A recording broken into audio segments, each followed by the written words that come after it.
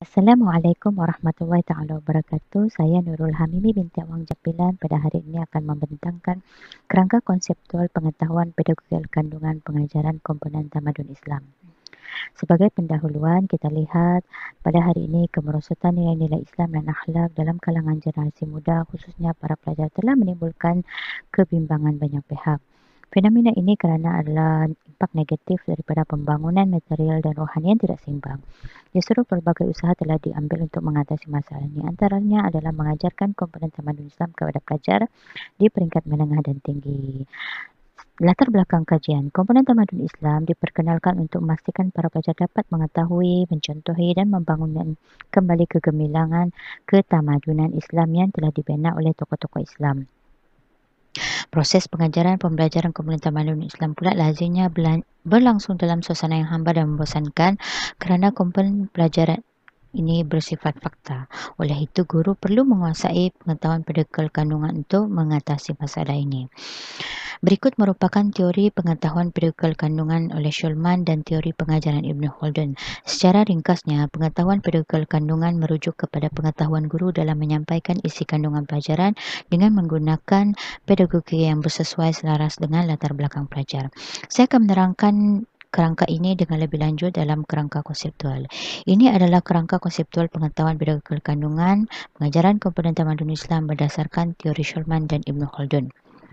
Terdapat elemen-elemen pengetahuan kandungan yang terdiri daripada elemen pengetahuan kandungan, pengetahuan pedagogi, pengetahuan terhadap pelajar dan pengajaran syumul.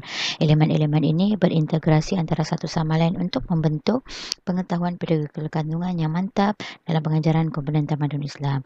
Elemen yang pertama, pengetahuan kandungan. Pengetahuan kandungan merupakan kefahaman yang mendalam mengenai isi pelajaran. Seperti yang pertama, kesediaan guru. Tahap kesediaan tinggi dapat membantu guru dalam memilih dan mempelbagai pengajaran sesuai. Yang kedua adalah persepsi guru terhadap tamadun Islam. Tahap persepsi guru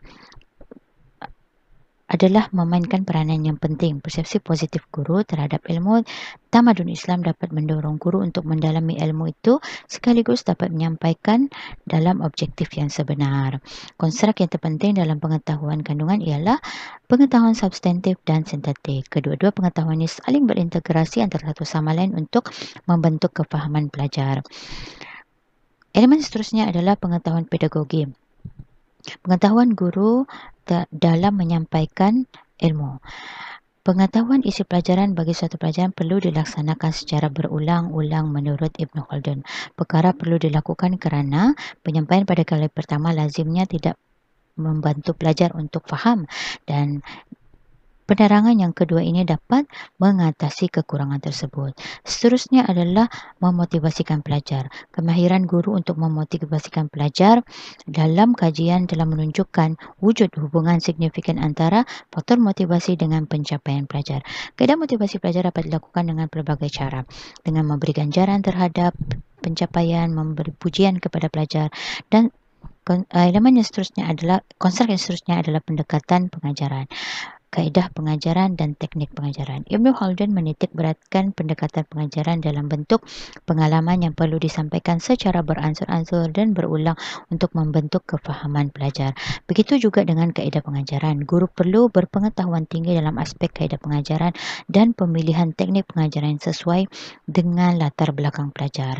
Konsep seterusnya adalah pengetahuan terhadap pelajar. Yang pertama, pengetahuan tentang maklumat umum pelajar. Pengetahuan tentang latar belakang pelajar, kemampuan pelajar. Ini dapat membantu kesediaan pelajar untuk menerima pelajaran sebelum memulakan proses pelajaran. Okey, seterusnya adalah pengetahuan tentang kognitif pelajar. Melalui pemerhatian, guru dapat mengelaskan pelajar berdasarkan gaya pembelajaran tertentu. Sesetengah pelajar mempunyai gaya secara auditori, gaya secara kinestetik dan gaya secara visual. Pengetahuan seterusnya adalah pengetahuan tentang masalah pembelajaran pelajar. Pengetahuan guru dalam aspek ini penting sebagai salah satu asas untuk merancang dan menentukan tahap bentuk isi dan pedagogi yang sesuai untuk diterapkan dalam proses pengajaran. Pengetahuan seterusnya adalah sikap pelajar. Sikap pelajar dalam setiap mata pelajaran yang diajar terbentuk berdasarkan tanggapan pelajar terhadap mata pelajaran tersebut. Pelajar yang bersikap positif terhadap suatu isi pelajaran akan bersungguh-sungguh untuk mempelajari mata pelajaran tersebut.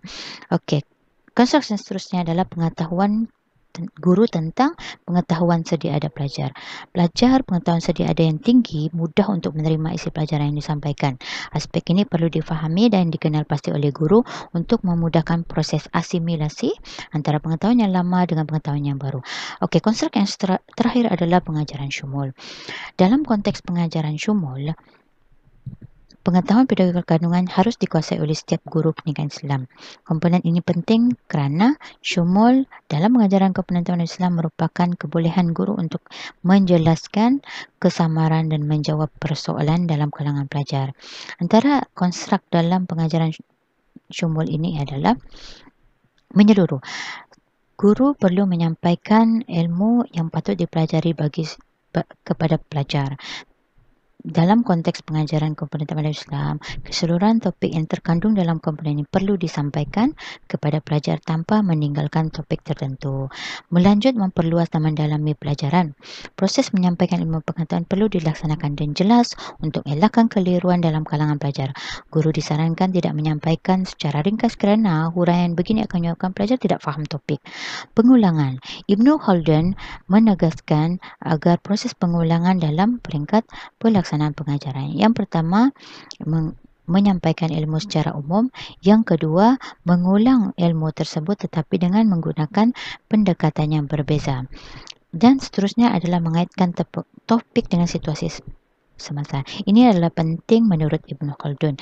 Ibnu Khaldun mencadangkan agar apabila mengajar ilmu tamadun Islam, guru perlu mengaitkan topik yang dipelajari dengan situasi semasa.